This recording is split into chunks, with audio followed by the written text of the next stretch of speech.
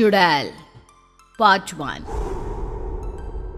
ऊंची ऊंची पहाड़ियों और घने जंगल से घिरा हुआ भैरवगढ़ गांव काली पहाड़ी के ठीक पीछे था। काली पहाड़ी यानी मौत का घर। भैरवगढ़ गांव तक पहुंचने का रास्ता बेहद दुर्गम था।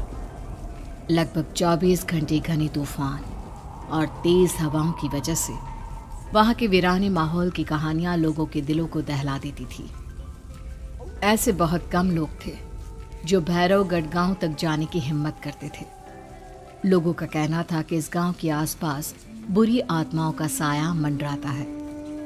गांव के रहने वाले लोगों ने वैसे तो अपनी आंखों से किसी बुरी आत्मा या साये को नहीं देखा था, लेकिन गांव का बच्चा बच्चा इस बात को महसूस कर सकता था कि गांव के ऊपर कोई तो खौफनाक साया मंडरा रहा है। और उसकी वजह ये थी कि उस गांव में जैसे ही कोई लड़का 18 साल का होता, उसके 18वें जन्मदिन की रात ठीक 12 बजे अकस्मात उसकी मौत हो जाती। हर बार ये मौतें बड़े ही रहस्यमयी ढंग से होती और इस बार सरपंच सुमेर के बेटे को 18 साल होने में अब बस 15 दिन बाकी थे। अजी सुनते हैं, हमारा बेटा भी कुछ दिन बाद 18 साल का हो जाएगा। कहीं वो डायन उसे भी खा गई तो। कैसी बातें कर रही हो? जब वो इस गांव में ही नहीं है तो कोई भी डायन या बुरा साया उसका कैसे कुछ बिगाड़ सकता है? उसे कुछ नहीं होगा। हाँ जानती हूँ, आपने उसे पढ़ाई के बहाने इस गांव से बाहर निकाल शहर भेज दिया है, लेकिन ये भी तो सच है ना कि वो बार बार यहाँ आने की जिद करता रहता है। वो चाहे कितनी भी जिद कर ले जानकी, पर मैं उसे इस गांव में कभी वापस नहीं आने दूंगा। मैं नहीं चाहता कि गांव के दूसरे लड़कों की तरह मेरे बेटे की भी अजीबोगरीब ढंग से मौत हो जाए। कभी कभी तो लगता है कि हम सब गांव वालों को हिम्मत करके अपने गांव को इस बुरी आत्मा से छुड़वा लेना चाहिए। लेकिन कौन जानता है आखिर वो खतरनाक साया किसका है? वो काली आत्मा कौन है जो रातों रात हमारे गांव के लड़कों को निगल जाती है?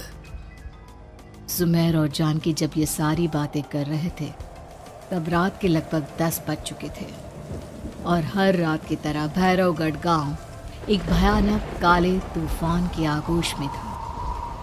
बाहर चल रही तेज हवाएं और बारिश के बीच कभी कभी ऐसा लगता जैसे कोई बुरी तरह से चीख रहा है।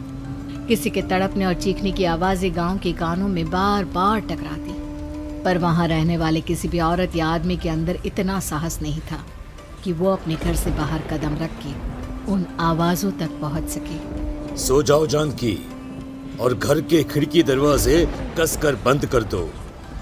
अब जानकी सब खिड़कियां ठीक से बंद करने ही लगती है कि तभी उसे अपने घर के दरवाजे पर जोर जोर से खटखटाने की आवाजें सुनाई देती है। इन आवाजों को सुनकर जानकी और सुमेर के चेहरे डर से पीले और हाथ पैर ठंडे पड़ जाते हैं। जानकी, जानकी, इतनी रात कौन होगा? पता नहीं, ऐसा लग रहा है कोई बुरी तरह से दरवाजा खटखटा रहा है। अरे हाँ, पर किसी की आवाज भी तो नहीं आ रही। क्या करूं? दरवाजा खोल लूं या नहीं? कहीं ऐसा ना हो कि किसी को हमारी मदद की जरूरत हो। लड़खड़ाते कदमों से सुमेर दरवाजे के करीब जाता है और अपने कान को दरवाजे पर रख धीरे से आवाज देते हुए पूछता है, कौन है? कौन है वहां? तभी एक बेहद डराने वाली आवाज उसके कानों से टकराती है। दरवाजा खोलो, दरवाजा खोलो, वरना आज की रात इस गांव में कोई जिंदा नहीं बचेगा। मैं जानती हूँ तुम्हारा बेटा 18 साल का होने वाला है। अगर उसकी जान की जरा भी परवाह है तो दरवाजा खोल दो। इस आवाज को सुनते ही सुमेर घबरा कर पीछे हट जाता है और जानकी को पूरी बात बताता है। कहीं वो डायन हमारे घर तक तो नहीं पहुंच गई?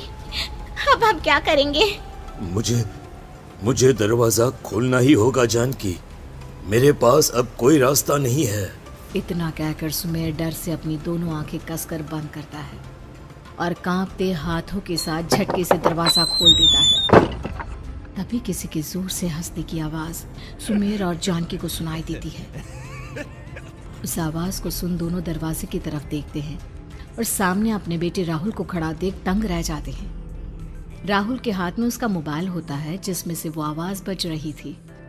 ये क्या मजाक है? और तू यहाँ, तुझे मना किया था ना गांव में आने को, समझ में नहीं आता क्या? 18 साल का होने वाला है तू।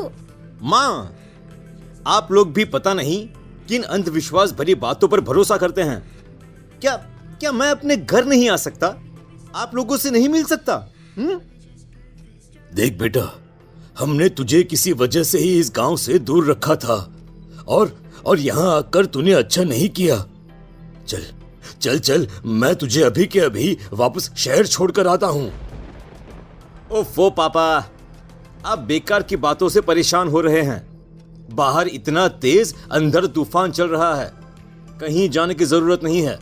मैं बस आप लोगों से मिलने आया हूँ, कुछ दिन रहकर चला जाऊंगा। दिमाग खराब हो गया है इस लड़के का, नहीं जानता कि इस गांव में ये सुरक्षित नहीं है। किसने कहा था तुझे यहाँ आने को? ये आवाजें सुन, बाहर से जो आवाजें आ रही है तुझे सुनाई नहीं देती क्या? अरे माँ, जब जोर से तूफान चलता है, तेज हवाएं चलती हैं, तो इसी तरह की आवाजें आती हैं। ये बहुत नॉर्मल है माँ। नॉर्मल होगी तेरे लिए बेटा। 4 दिन शहर में पढ़कर आया है तो अपने माँ बाप की बात नहीं मान सकता। माँ, मुझे अभी बहुत जोरों से भूख लगी है, पहले कुछ खिला दो, और रात भी बहुत हो गई है। हम इस बारे में कल बात करते हैं, ठीक है? राहुल के वापस आ जाने से जानकी और सुमेर की आंखों की नींद उड़ गई थी। खाना खाने के बाद राहुल तो अपने बिस्तर पर जाकर सो गया, लेकिन जानकी और सुमेर पूरी रात उसके कमरे के बाहर पहरेदारी करते रहे। उन्हें पल पल इसी बात का डर था कि कहीं उनके बेटे को कुछ हो ना जाए। रात बीतती है, सुबह का सूरज निकलता है। अब जैसे ही वो राहुल को नींद से जागते देखते हैं तो उन दोनों के दिल को सुकून मिलता है। अरे माँ, पापा, आप अभी तक यहीं बैठे हैं? क्या पूरी रात सोए नहीं? जिनकी जवान बेटी की जान को खतरा हो, उन माँ बाप को नींद नहीं आती बेटा। अब तो वापस शहर चला जा। देखो माँ, मैं किसी जरूरी काम से इस गांव में आया हूँ, और वो काम पूरा होने के बाद मैं खुद यहाँ से चला जाऊंगा। काम? गांव में तेरा क्या काम है? पापा, मैं बचपन से ही इस गांव के बारे में बेहद डरावने किस्से सुनते आया हूँ, इसीलिए अब मैं उन्हीं किस्सों के ऊपर डॉक्यूमेंट्री फिल्म बनाऊंगा। रिसर्च करना चाहता हूँ कि आखिर सच्चाई है क्या। हे भगवान, लो जी, सुन लिया, और भेजो इसे पढ़ने के लिए शहर। मैंने आपसे पहले ही कहा था, मेरी बहन के पास दूसरे गांव भेज दो। ना ये शहर जाता और ना उल जुलूल की बात इसके दिमाग में आती।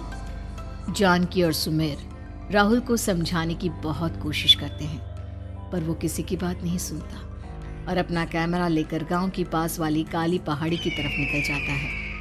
अब राहुल जैसे ही काली पहाड़ी पर पहुंचता है, उसकी नजर पहाड़ी के ठीक बीचों बीच बनी एक पुरानी झोपड़ी पर पड़ती है। यहाँ भी कोई रहता है क्या? ये इंटरेस्टिंग होगा। राहुल की आवाज पहाड़ों से टकराकर उसके कानों में सुनाई दे रही थी। उसने चारों तरफ का नजारा देखकर वहां की तस्वीरें अपने कैमरे में उतारना शुरू कर दिया। तभी अचानक राहुल ने अपने कैमरे में खींची हुई तस्वीर को जूम करके देखा, और उसमें उसे जो नजर आया वो देखकर राहुल के होश उड़ गए। क्या सचमुच उस गांव के ऊपर किसी बुरी आत्मा का साया था? क्या राहुल की जान बच पाएगी? क्या देखा था राहुल ने उस फोटो में जिसे देखकर वो दंग रह गया? इन सवालों के जवाब जानने के लिए देखिए इस कहानी का अगला भाग।